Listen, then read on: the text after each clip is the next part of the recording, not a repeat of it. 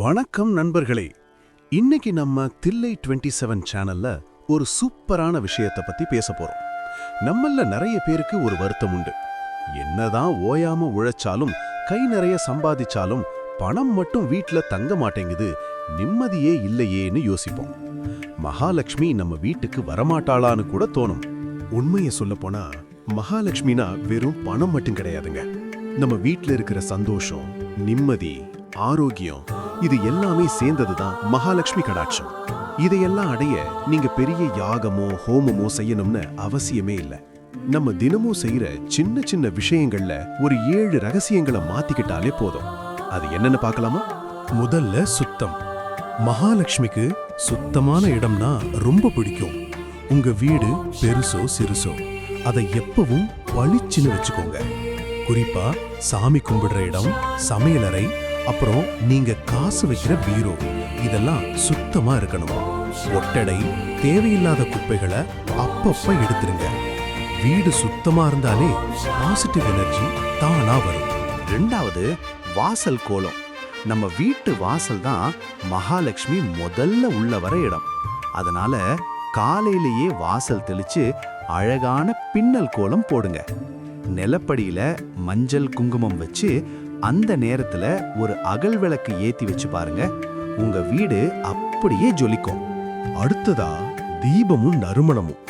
தினமும் காலையிலையும் மாலையிலையும் வீட்டுல விளக்கேத்துற பழக்கத்தை வச்சுக்கோங்க. அதுலயும் நெய் தீபம் ஏத்துனா மகாலட்சுமிக்கு ரொம்ப விசேஷம். கூடவே சாம்பிராணி, ஊதுபத்தி வாசனை வீட்டுல நிறைஞ்சிருந்தா மனசுக்கு ஒரு அமைதி கிடைக்கும்.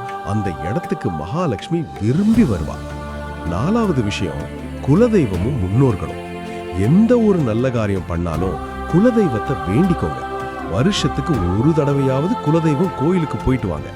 அதே மாதிரி நம்ம முன்னோர்களை மதிச்சு அவங்களுக்கு செய்ய வேண்டிய கடமைகளை சரியா செஞ்சாலே அவங்க ஆசீர்வாதம் நமக்கு செல்வத்தை கொண்டு வந்து சேர்க்கும். 5வதா பசுமை. முடிஞ்ச வரைக்கும் வீட்ல துளசி, மஞ்சள் செடி இல்ல மணி பிளான்ட் மாதிரி செடிகளை வளர்க்க பாருங்க. பசுமையா இருக்கிற இடத்துல மகாலட்சுமி குடியிருப்பாங்கன்னு சொல்லுவாங்க. இது வீட்டுக்கும் ஒரு நல்ல அதிர்வை கொடுக்கும். 6வது ரொம்ப முக்கியமான ஒண்ணு, நம்ம பேச்சு. வீட்ல எப்பவும் சத்தம் போட்டு சண்டை போட்டுக்கிட்டு இருந்தா மகாலட்சுமிக்கு பிடிக்காது. ஒருத்தர் விட்டு கொடுத்து சிரிச்சு பேசி பெரியவங்களை மதிச்சு நடந்தாலே அந்த வீடு ஒரு கோயில் மாதிரி ஆயிடும். நிம்மதி இருக்கிற இடத்துலதான் செல்வம் சேரும். கடைசியா தானம். நாம சம்பாதிக்கிற காசுல ஒரு பகுதியை கஷ்டப்படுறவங்களுக்கு கொடுங்க. அது ஒருவேளை உணவா இருக்கலாம், இல்ல ஒரு குழந்தையோட படிப்புக்கு உதவுறதா இருக்கலாம். நாம மத்தவங்களுக்கு அள்ளி கொடுத்தா அந்த மகாலட்சுமி நமக்கு அள்ளி கொடுப்பாள். பார்த்தீங்களா நண்பர்களே, நம்ம வீட்டுக்கு மகாலட்சுமி வரணும்னா பெரிய மாளிகை வேணும்னு அவசியம் இல்ல. தில்லை 27 சொன்ன இந்த சின்ன சின்ன விஷயங்களை மனதார செஞ்சாலே போதும். உங்க வீட்ல நிம்மதியும் செல்வமும் என்னைக்குமே குறையாது.